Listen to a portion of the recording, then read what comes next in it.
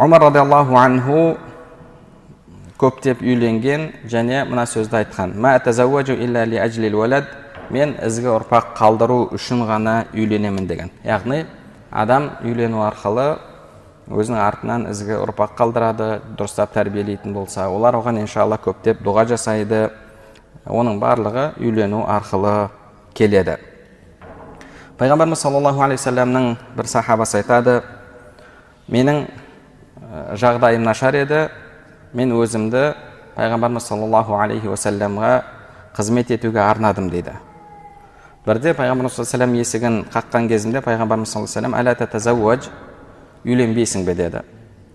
Сонда әлгі сахаба: "Я Расулаллах, инни фақирун ла шай'a ли", "Ва Алланың елшісі, мен кедеймін, жағдайым жоқ, қолымда еш нәрсем жоқ.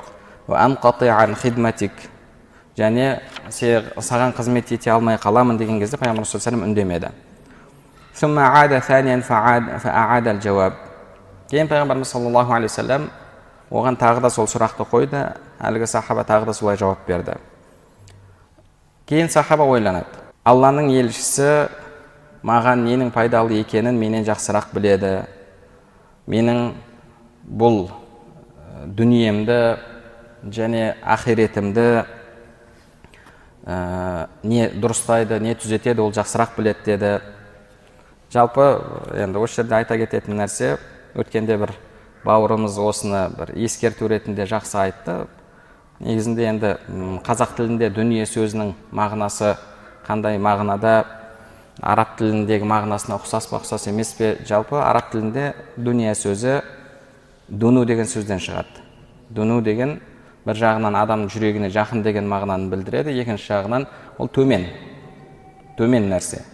Бұл дүние сондай төмен нәрсе. Пайғамбар саллаллаху алейхи вассалам бұл дүние Алла тағаланың алдында масаның қанатындай салмаққа ие болғанда еді деген сөзді айтқан. Яғни сондай төмен болған нәрсе. Енді біз мысалы қазақшалап айтып жатқан кезде екі дүниенің бақытын берсін, екі дүниенің деп сөйлеген кезде, енді араб тілінде алатын болсаң, ақиретке дүние деген сөз қолданылмайды. Неге? Өйткені ол төмен нәрсе. Ақирет төмен нәрсе емес. Ал енді бізде дүние деген өмір деген мақсатта болатын болса, онда пайдалана беруге ешқандай проблема жоқ иншалла. Бірақ жалпы дүние ақирет деп немесе екі өмір деген сөз дұрысырақ болар. Аллаху алам. Әлгі сахаба айтады: "Валлахи ла расулуллахи а'ламу бима юслихуни фи дуньяя ва ахирати". Валлахи, Алланың елшісі менің дүниемді және ақиретімді дұрыстайтын нәрсені менен жақсырақ біледі. "Ва ма юқаррибуни илаллахи минни", және мен Аллаға жақындататын нәрсені менен жақсырақ біледі. Егер үшінші рет тағы да осындай ұсыныс айтатын болса, мен иә деп жауап берейін дейді. Сөйтіп Пайғамбарымыз саллаллаху алейхи вассалам оған тағы да: "Аля татазавваж", үйленбейсің бе дейді. Сонда әлгі сахаба: "Я Расулаллах, зауиджни", "Ва Алланың елшісі, мені үйлендір" дейді. Мені үйлендір. Сонда Пайғамбарымыз саллаллаху алейхи вассалам: "Изхаб иля бани фулан фақул инна Расулаллах яъмурукум ан тузаввижуни фататакум". Сен пәленшенің үйіне бар да, немесе пәленше жалпы сол қабилаға барып, Алланың елшісі қыздарыңды маған үйлендірулеріңді бұйырып жатыр деп айт дейді.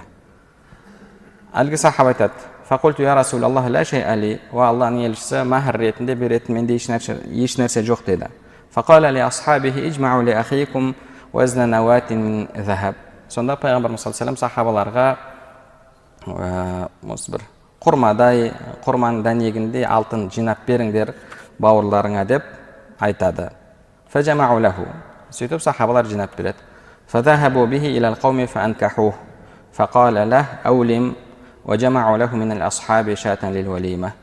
Үйленгеннен кейін Пайғамбарымыз саллаллаху алейхи вассалам енді той жаса деп, сонымен сахабаларға мына бауырларыңа той жасайтын, той өткізетін бағана қойын алып беріңдер деп бұйырады. Сөйтіп әлгі сахаба үйленіп тойын жасайды. Пайғамбар саллаллаху алейхи вассалам: "Аулим уалау бишат", бір қой сойып болса да той жаса, некеңді жарияла деген сөзді жалпы айтқан.